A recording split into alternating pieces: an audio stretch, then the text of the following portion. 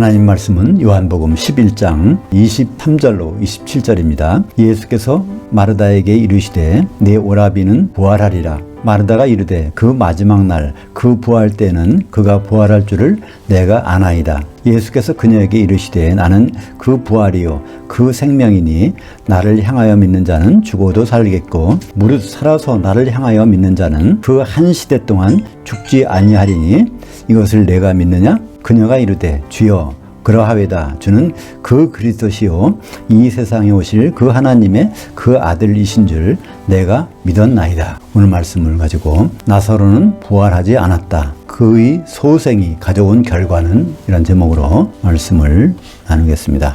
우리가 육신을 입고 사는 이 세상 많은 것을 계획하고 또 많은 상황을 닥치지만은 네 글자로 설명하면은 생로병사라고 말할 수 있죠. 사람은 태어나서 나이가 들고 또 병들어서 죽게 마련인 것이 이 세상의 삶인 것은 누구나 부인할 수 없습니다. 근데 이 세상의 삶에서 정말 행복하게 살 수 있는 사람은 누굴까요? 죽은 다음의 일을 분명히 알고 남은 시간들을 소중하게 여기면서 보내는 분이 행복한 사람이 아닐까요? 고린도전서 15장 19절에 만일 그리스도 안에서 우리가 바라는 것이 다만 이 세상의 삶뿐이면 모든 사람 가운데 우리가 더욱 불쌍한 자들이리라. 우리의 정체성에 대해서 말씀해주고 있습니다. 우리는 음력으로 며칠 있으면 설인데 또 한 해가 시작됩니다. 한 해의 소망이 여러 가지 있을 수 있죠. 그렇게 매해를 소망을 가지고 살아가는데요. 사실은 우리가 소망할 것은 따로 있다는 것입니다. 모든 사람은 죽지만 모든 사람은 부활합니다. 근데 이 부활이 보통 부활이 아니라 영의 몸으로 부활합니다. 나비 애벌레가 그러니까 벌레로 다니다가 부활할 때는 전혀 다른 형체로 다니지 않습니까? 그것처럼 우리는 이런 몸으로 살지만은 죽은 다음에 부활할 때는 전혀 다른 영의 몸으로 살아나는 것입니다. 근데 그 부활은 우리의 소망일까요? 그래서 우리는 부활의 소망을 갖고 산다고 그러는데요. 부활은 소망이 아닙니다. 왜 소망이 아닐까요? 누구나 부활하니까요. 부활은 특권이 아닙니다. 부활은 심판대 앞에 서는 절차입니다. 모든 사람은 부활해서 그리스도의 심판대 또는 백보자 심판대에 서게 됩니다. 거기 이외에는 없습니다. 또 우리가 오해하는 것 중에 하나가 영생이란 말입니다. 영생은 사전적 의미는 영원히 사는 것처럼 느껴지는데 성경에서 영생은요 한 시대의 삶이라고 되어 있습니다. 그러니까 시대를 헬라어로 아이온 또 사는 것, 생활하는 것을 조에라고 하는데 그러니까 조에 아이오니어스 그러니까 한 시대의 삶이 바로 영생으로 번역했는데요. 참 우리가 오해하는 게 참 많아요. 영생 소리는 많이 들어보잖아요. 근데 그것이 바로 영원히 사는 것이 아니라는 것을 우리는 분명히 알아야 됩니다. 그러니까 주님이 오셔서 천년 동안 주님과 함께 사는 것을 성경에서는 영생으로 되어 있습니다. 오늘은 죽은 나사로가 살려지는 장면이 나오는데요. 요한복음 11장. 요한복음은 예수님이 7개의 표적을 추려가지고 나열하고 있습니다. 그 중에 맨 마지막 표적이 죽은 나사로를 살리신 것이죠. 근데 죽은 나사로를 살리신 사건이 언제쯤 일어났을까요? 바로 며칠 있으면 6월절날. 그러니까 예수님이 이제 십자가에서 달리셔서 피 흘리시는 또 죽고 부활하실 그 며칠 앞서서 죽은 나사로가 수생되는 사건이 나타난 것입니다. 이것은 우연한 것이 아니라 예수님이 알고 보면 다 계획하신 거예요. 예수님은 요단강 건너편에서 좀 멀리 계셨어요. 베다니에서부터. 근데 그 소식을 듣고 좀 시간이 지체된 다음에 그 베다니로 왔지 않습니까? 예수님 오신다는 소리를 듣고 그 마르다가 나가서 예수님 맞습니다. 마르다가 그러죠. 주님이 여기 계셨으면 참 오빠가 죽지 않았겠나이다. 그런데 예수님이 거기서 마르다에게 맨 처음 하신 말씀이 무엇일까요? 요한복음 11장 23절입니다. 예수께서 마르다에게 이르시되 내 오라비는 부활하리라. 우리는 이걸 부활이라는 말을 그냥 오라버니는 죽었지만 내가 살려줄게. 우리는 그런 인식을 갖고 있잖아요. 근데 단어가 심상치 않습니다. 부활하겠다는 것입니다. 이 부활하겠다는 단어는 아니스테미, 동사는 아니스테미고요. 명사는 아나스타시스입니다. 그게 어떤 말씀인지를 마르다는 눈치챕니다. 24절에 나오는 말이죠.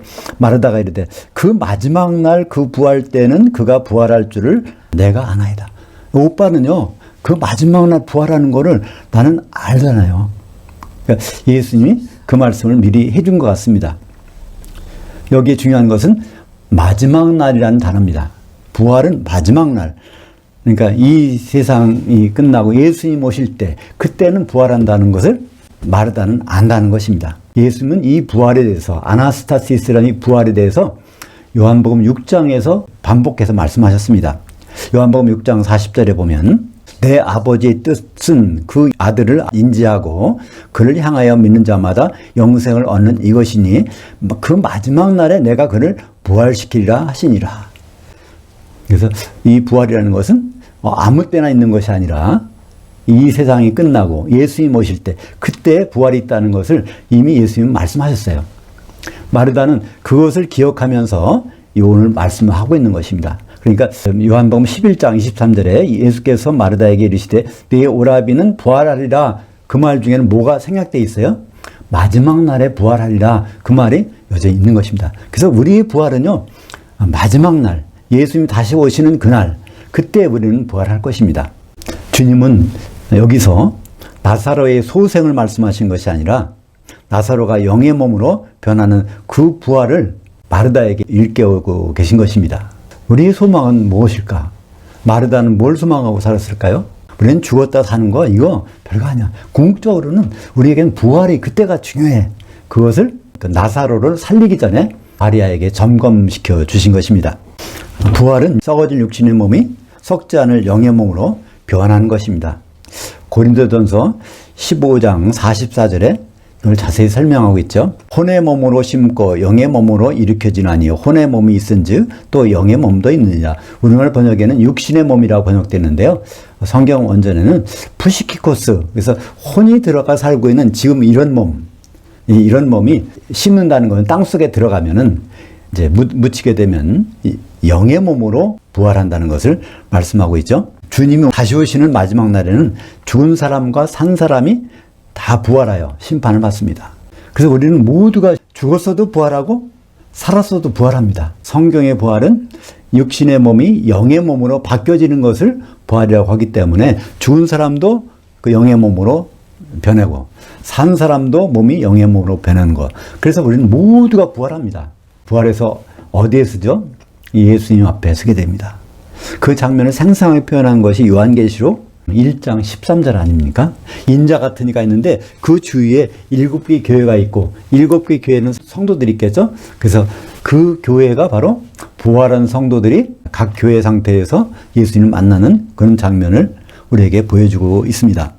다시 말하면 이 장면을 설명한 것이 데살로니가전서 4장 16절, 17절에 이 말씀 있지 않습니까?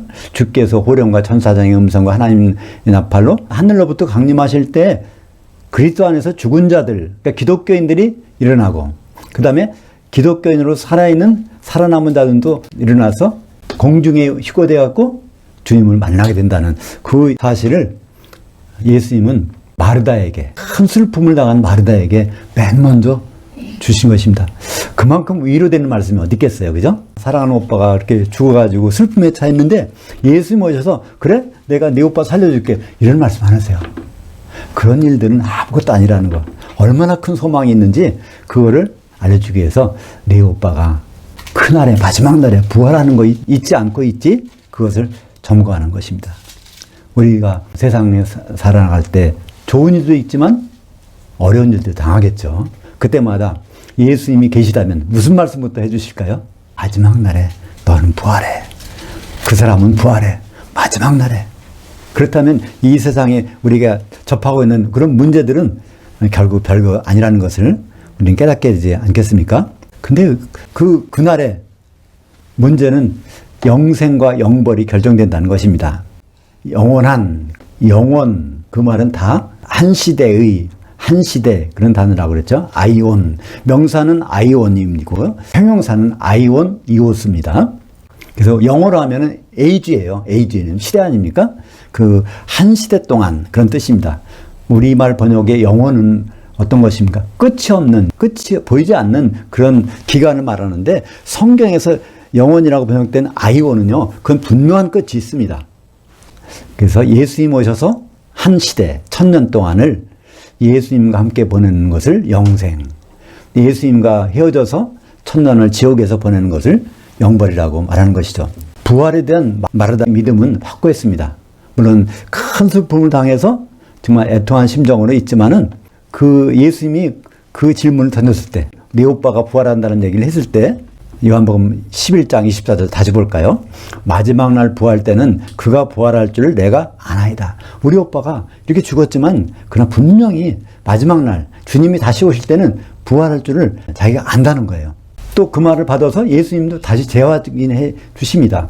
그러니까 예수님이 슬픔을 당한 마리아를 만나서 여기서 대화하는 내용의 주제는 다른 건 아닙니다.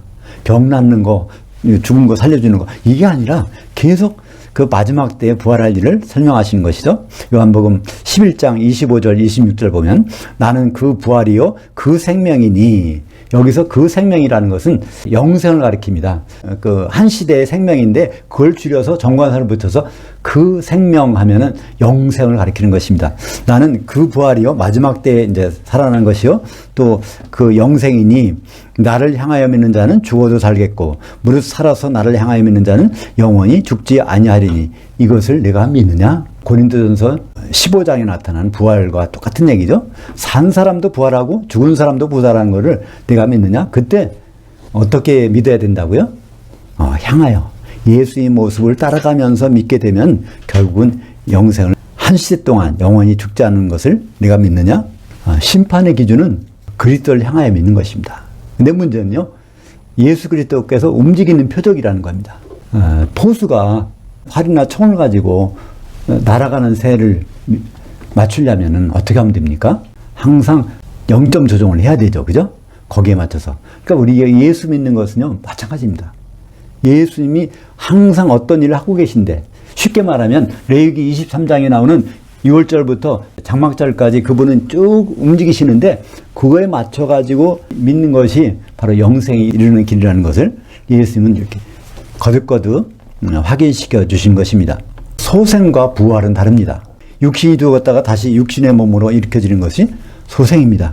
마태복음 27장 52절에 보면 예수님 십자가에서 12시부터 오후 3시까지 죽음 가운데 들어갔을 때 그때 어떤 일이 벌어졌습니까?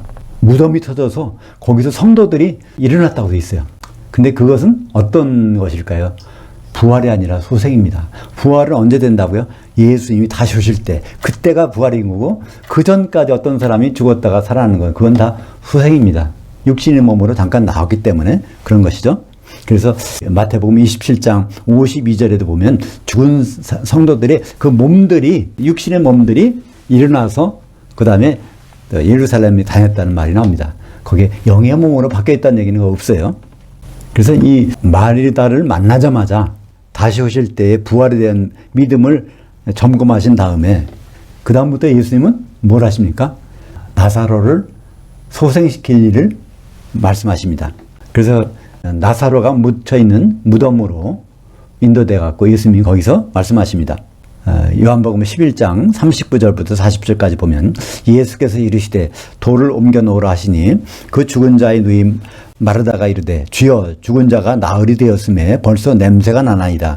예수께서 이르시되 내 말이 내가 믿으면 그 하나님의 영광을 보리라 하지 아니하였느냐 하시니, 영광이란 무엇일까요?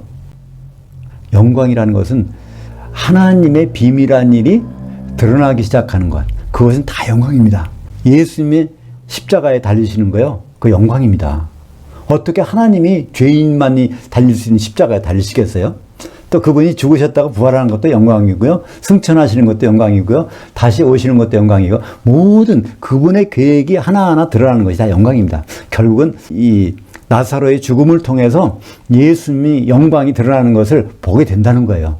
그 영광은 이제 조금 있으면 우리가 다시 한번 생각해 볼 수 있습니다. 예수님이 큰 소리로 나사로야 나오라 하니까 나사로는 배로 수족이 동여진 채 무덤에서 나왔고 많은 유대인이 그 일로 인하여 그를 향하여 믿었다고 기록되어 있습니다.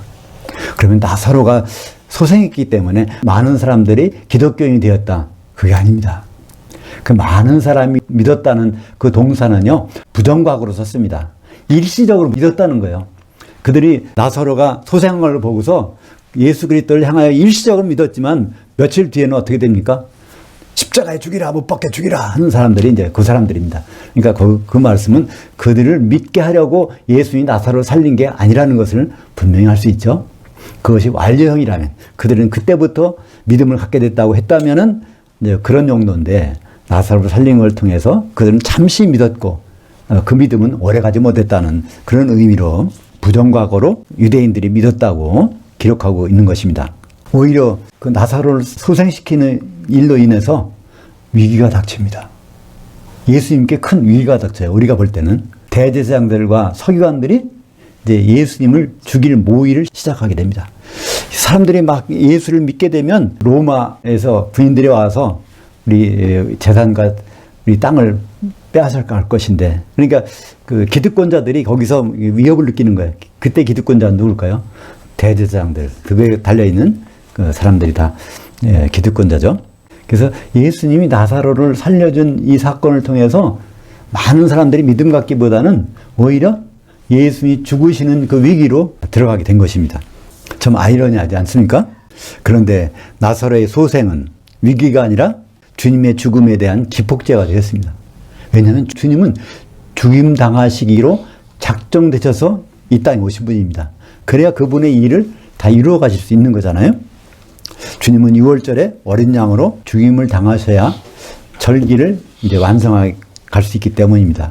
예수님은 이 부분을 6월절 죽임 당하시기 전에 3번이나 말씀하셨어요. 3번씩이나. 예수님이 사역을 다 마치시고 가이사랴 빌립보 가서도 이 말씀하시고, 다시 거기서 갈릴리로 오셔서 말씀하시고, 또 예루살렘 입구에서도 말씀하셨어요. 마태복음 16장 21절에 보면 교회에 대한 말씀하시고, 이때로부터 예수 그리스도께서 자기가 예루살렘에 올라가 그 장로들 곧 대제사장들과 서기관들에게 많은 고난을 받고 죽임을 당하고 제3일에 살아나야 할 것을 그 제자들에게 비로소 나타내시니. 그러니까 이 바리새인들과 서기관들은요, 괜히 등장한 게 아닙니다. 예수님이 예언한 6월절날 그 사람들에게 잡혀서 고난당하고 그 사람들에 의해서 죽임을 당하고 부활해야 된다는 것을 이미 예수님 말씀하셨는데, 이제 그 사람들이 자기도 모르게 본의 아니게 예수님의 말하신 그 일의 사역자가 되는 거죠. 그들이 아니라면 예수님이 죽으시는 일이 어떻게 되겠습니까? 잘 될 수가 없잖아요. 대제사장들과 바리새인들은 그들 본의가 아니게 쓰임을 받게 된 것입니다. 이렇게 나사로가 갑자기 병들어서 죽고 또 소생하고 하는 것은 예수님이 나아가시는 그 영광스러운 길의 통로가 된 것입니다. 사실 예수님은 나사로가 병들었다는 소식을 전달받았을 때 나사로는 이미 죽었습니다. 그 날짜를 따져보면 나사로가 죽어있다는 것 사실을 알 수 있어요. 그러니까 예수님이 병들었다는 말씀을 듣고 예수님이 막 가장 빠른 교통수단을 가지고 거기 갔더라도 이미 죽었단 말이에요. 그 따져보면 금방 나오지 않습니까? 그 소식을 전달한 자가 베다니에서 예수님께 오는데 하루, 또 그 소식을 듣고 예수님이 이틀을 계셨으니까 그 다음에 예수님이 출발해서 베다니까지 가는데 하루, 그럼 4일이 걸립니다. 근데 예수님이 베다니에서 무덤에 섰을 때는 죽은 지 나흘이 됐기 때문에 시간적으로 봐도 예수님이 왜 빨리 가서 안 일으켜 주시고 가만히 계셨나, 그렇게 생각할 때 이것은 당연히 그럴 수밖에 없다는 것을 알 수 있습니다. 근데 나사로가 죽음에서 소생한 후에 마르다와 마리아에 대한 반응이 기록을 안 나왔어요. 그 오빠가 죽었는데, 갑자기 제명이 못 살고 죽었는데 살아났단 말이에요. 그럼 얼마나 기쁘겠어요. 잔치도 벌리고 하지 않겠습니까? 근데 그런 기록이 없어요. 그런 잔치를 안 했다는 얘기가 아니라 이것을 기록한 요한 입장에서는 그 나사로의 소생한 일이 별일이 아니라는 거예요. 나사로의 소생이 있어야만이 결국 대제사장들과 서기관들이 예수님을 죽일 그 일로 가는 한 과정이기 때문에 마르다와 마리아가 오빠가 살아났다는 것에 대해서 축제를 벌이고 하는 일을 기록에서 빼버린 것입니다. 우리는 나사로의 소생 사건을 가지고 우리도 힘들 때 어려울 때 주님께서 우리를 그런 환경에서 구해 주시겠구나, 그런 각도에서 이것을 볼 것이 아니라 예수님이 정해진 절차를 걸어가시는 중에 사람들이 어떤 환경들이 어떻게 사용되는 것을 보아야 될 것입니다. 마지막 날 있을 부활을 위해서 예수님이 어떤 일을 어떻게 하고 계신가, 결국은 부활과 영생에 대한 사역을 우리는 볼 수 있어야 될 것입니다.